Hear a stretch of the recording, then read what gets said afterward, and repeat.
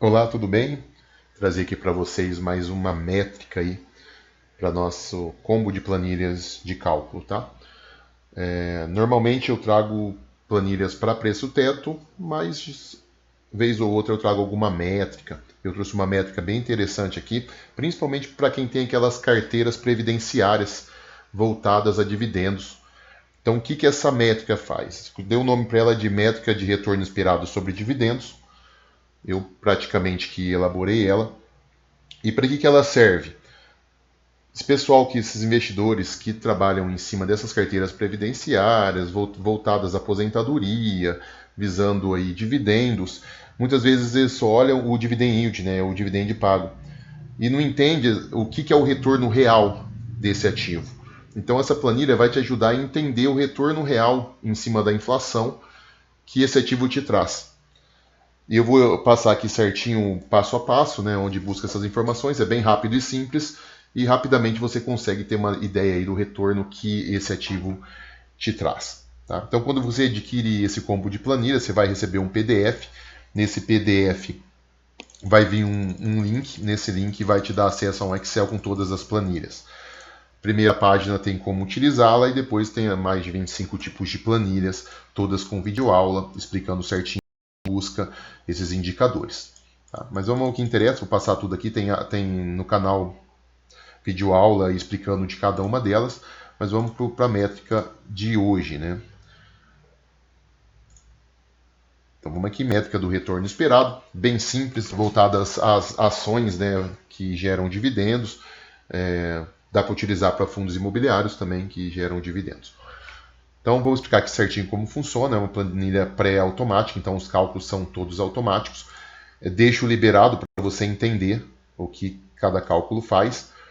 Então todas as minhas planilhas são liberadas as funções de cálculo. Então primeiramente vai preencher o ativo, aqui a hora que preencher o ativo automaticamente vai sair a cotação. Se sair a cotação errada porque puxa do Google Finance, você pode colocar manual mesmo, não tem problema.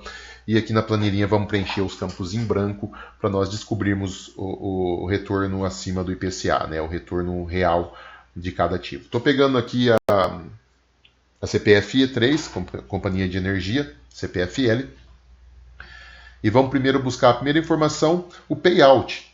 Tá? Que o payout nada mais é do que o lucro distribuído aos acionistas.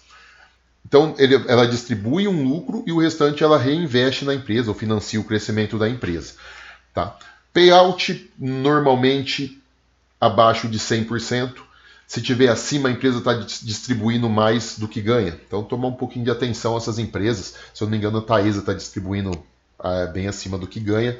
Então, tem que tomar cuidado e entender por que ela está distribuindo mais do que ela ganha. Tá? Onde a gente vai encontrar o payout? Vamos utilizar o Status Invest, mas você pode utilizar o Investidor 10, qualquer site. Você vai colocar lá a sigla da empresa, né? E descendo aqui para baixo, você vai encontrar o payout da energia. Daqui você vê que em 2022 ela pagou 41 e ela vem caindo, né? No último 2025 pagou 9%.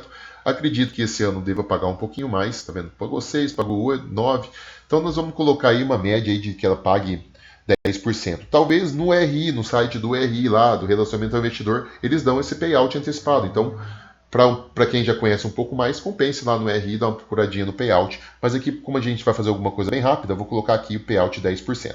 Segunda informação, LPA, que é o lucro por ação da empresa. É quanto aquela empresa te dá de lucro. Onde a gente encontra o LPA? Aqui nos indicadores também, no Status Invest, que bem facinho subir aqui para vocês verem. Aqui dividendos, aqui vai ter os indicadores. Ó, indicadores de valuation, indicadores de eficiência, é o que a gente vai usar.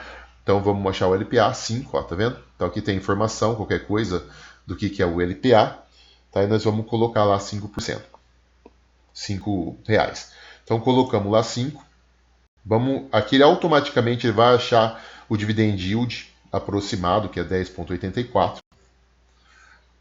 Vamos procurar o ROI. O que é o ROI? Tá? Deixa eu só explicar aqui o que é o Earning Yield, né, que está em inglês aqui. Ele é calculado o LPA dividido pela cotação. Ele representa o rendimento do lucro em relação ao preço pago pela ação. Tá? Se quiser aprofundar, depois dá uma pesquisadinha aí no ChatGPT, no Google, que ele vai te informar certinho. E depois vamos procurar o ROI, que é o retorno sobre o patrimônio líquido. Quanto maior, melhor. Tende a ser a capacidade de gerar lucro, tá? Então, Quanto maior esse ROI, mais essa empresa tem capacidade de gerar lucro, onde a gente encontra aqui indicadores de eficiência, ROI 23,72%, só coloquei aqui 23,72%.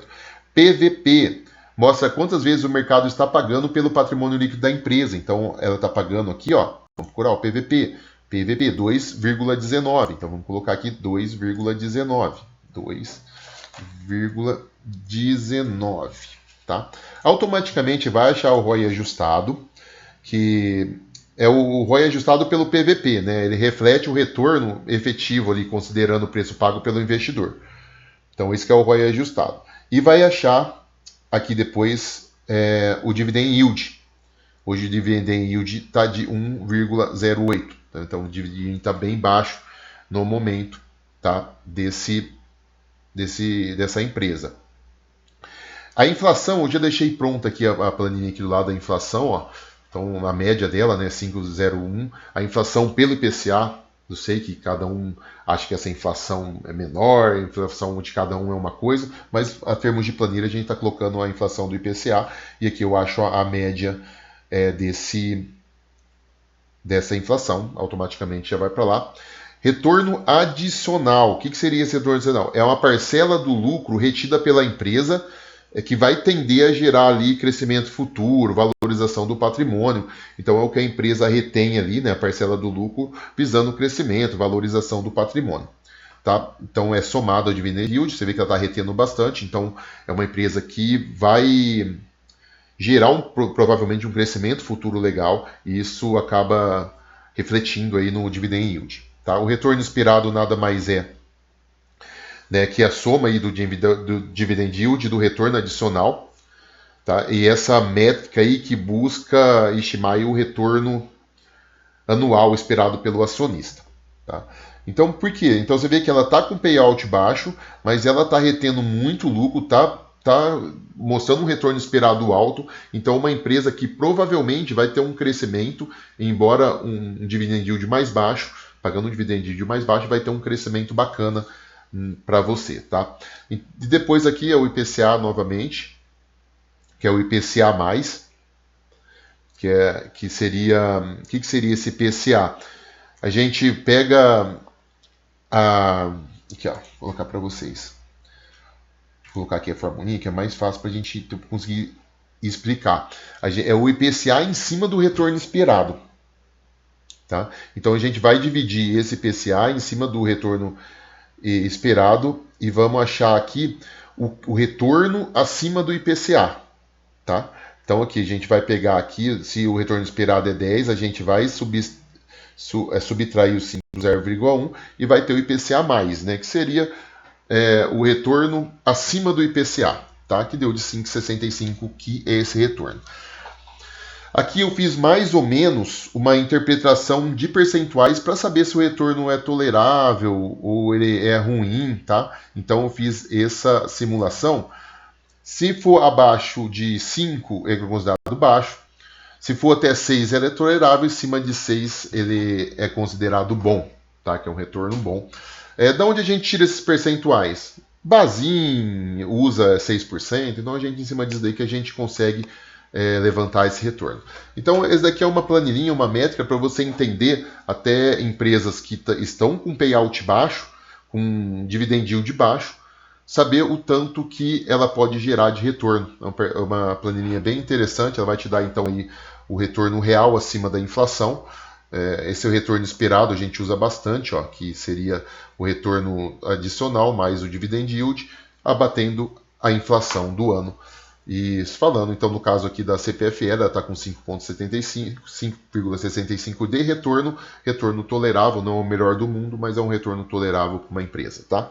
Lógico, tem empresas que vai estar pagando um payout maior, consequentemente vai estar dando um retorno maior acima da inflação, mas a planilha é interessante que ela, além do